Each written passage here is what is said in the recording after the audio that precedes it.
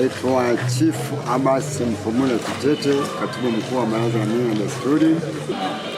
Kwenye mila, sisi baraza tulikubaliana na mawazo yake kwenda kumsimika Malkia kule Mpimbi. Kwa hiyo alikuwa karibu sana na Baraza la Mila na Desturi. Lakini pia babake Mzee Jokim alikuwa mweka hazina wa Baraza la Mila na Desturi, mimi nikiwa katibu wake. Kwa hiyo Mama Jenista, kwa historia ya baba, siku amezaliwa pale kuna mvua na siku ya leo tunaona mvua. Kwa hiyo hii ni mila. Sasa leo tumeona mvua imenyesha, lakini ghafla mvua imekatika. Tuambie nini kimefanyika? Nini wazee wa mila? Wazee wa mila tumeomba dua kwamba tukio hili mpaka itakapoisha isiwe na mvua. Hata wazee wa zamani kwa wanatuambia tukio lolote hili, kwa msiba, harusi, wazee wa mila tukiomba dua, tukiwakumbuka wale mzimu, mvua inasimama.